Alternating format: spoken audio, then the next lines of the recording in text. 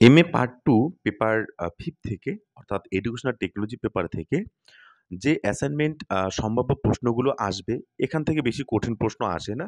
খুব সাধারণ কিছু প্রশ্ন আসে। তো সেই জন্য আমি অল্প কয়েকটি প্রশ্ন নিয়ে আজকে এই ক্লাসটি করছি।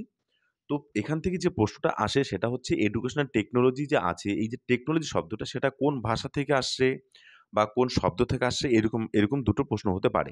তো সেখানে আমরা বলব টেকনিক এবং গ্রিক শব্দ থেকে এসছে বা গ্রিক ভাষা থেকে আসছে। তাহলে অপশন নম্বর ক এটা হচ্ছে তোমাদের উত্তর। তারপর টেকনোলজি শব্দটা কোন দুটি শব্দ নিয়ে গঠিত? একটা হচ্ছে টেকনিক, একটা হচ্ছে লজিয়া। অর্থাৎ অপশন ক এটা হচ্ছে তোমাদের উত্তর। তারপর এরকম একটা প্রশ্ন আসবে যে তোমাদের যে মডেল বুক পড়ছো সেখান থেকে কোনো না কোনোটা সংজ্ঞা দিয়ে তোমাদের প্রশ্ন করবে। যে এই প্রশ্নটা এই সংজ্ঞাটা কে দিয়েছে? তো সেক্ষেত্রে educational technology is an application of scientific knowledge about learning and the condition of teaching to improve the effectiveness and efficiency of teaching and training. অর্থাৎ এই যে সংজ্ঞাটা যা আছে এই সংজ্ঞাটা কে দিয়েছে? এই সংজ্ঞাটা দিয়েছে জিএম লেইথ অর্থাৎ ক নম্বর অপশন। নিচের কোনটি শিক্ষা প্রযুক্তিবিদ্যার পর্যায়ের উদাহরণ? অর্থাৎ ইনপুট, আউটপুট, প্ল্যানিং এই যে অপশনগুলো যা আছে এগুলোতে কোনটি পর্যায়?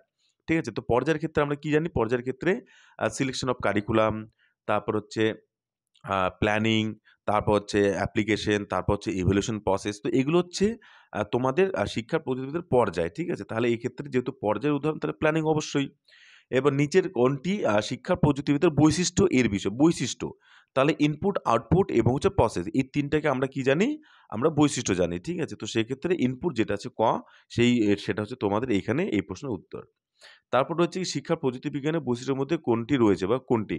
তাহলে ইনপুট, আউটপুট, প্রসেস এই ৩ টি যে আছে ৩ টি হচ্ছে তাহলে সবকটি তোমাদের উত্তর। এবার শিক্ষা প্রযুক্তিবিজ্ঞানের তাত্ত্বিক দিকটিকে বলা হয়। শিক্ষার প্রযুক্তিবিজ্ঞান যে এর তাত্ত্বিক দিককে আমরা কি বলি? তাত্ত্বিক দিকটি আমরা বলি সফটওয়্যার এবং তারপর হচ্ছে ব্যবহারিক দিকটি কি বলি? সেটাকে আমরা হার্ডওয়্যার বলি। ঠিক আছে? তাহলে অপশন নম্বর খ ৮ এর। তারপর হচ্ছে গিয়ে শিক্ষার প্রযুক্তিবিজ্ঞান ৩ অর্থাৎ এই যে ৩ নম্বর অর্থাৎ শিক্ষার প্রযুক্তিবিজ্ঞান ১, শিক্ষার প্রযুক্তিবিজ্ঞান ২, ৩ এমন করে ৫ টি আছে। তো সেক্ষেত্রে ৩ নম্বরটিকে আমরা কি বলি? ৩ নম্বরটিকে আমরা অবশ্যই সিস্টেম অ্যানালাইসিস অ্যাপ্রোচ বলি বা দৃষ্টিভঙ্গি বলি। তাহলে গ নম্বর এটা হচ্ছে তোমাদের অপশন। এরপর হার্ডওয়্যার এর উদাহরণ কোনটি? হার্ডওয়্যার তাহলে হার্ডওয়্যার মধ্যে তার উপরে সবগুলি অর্থাৎ কম্পিউটার, আ আ মোশন পিকচার, সিসিটিভি ঠিক আছে? এগুলো সবগুলো হার্ডওয়্যারের মধ্যে পড়ছে। এরপর সফটওয়্যারের মধ্যে কোনটা পড়ছে? সফটওয়্যারের মধ্যে পড়ছে প্রোগ্রাম ইনস্ট্রাকশন, সিসিটিভি, কম্পিউটার সবগুলি। না, তাহলে এখানে প্রোগ্রাম ইনস্ট্রাকশন পড়ছে তোমাদের সফটওয়্যারের মধ্যে বা এখানে আমরা মাইক্রোসফট এক্সেল এরকম কিছু আমরা নতুন কিছু দিয়ে দিতে পারি। তাহলে তোমাদের জন্য আমি বলব এই ইউনিটটা থেকে তোমাদের বেশি কঠিন প্রশ্ন আসে না। আর এই রকমের কিছু প্রশ্ন আসে। তাহলে যদি ক্লাসটি ভালো লাগে তাহলে তোমরা অবশ্যই চ্যানেলটিকে সাবস্ক্রাইব করবে। ধন্যবাদ সবাইকে।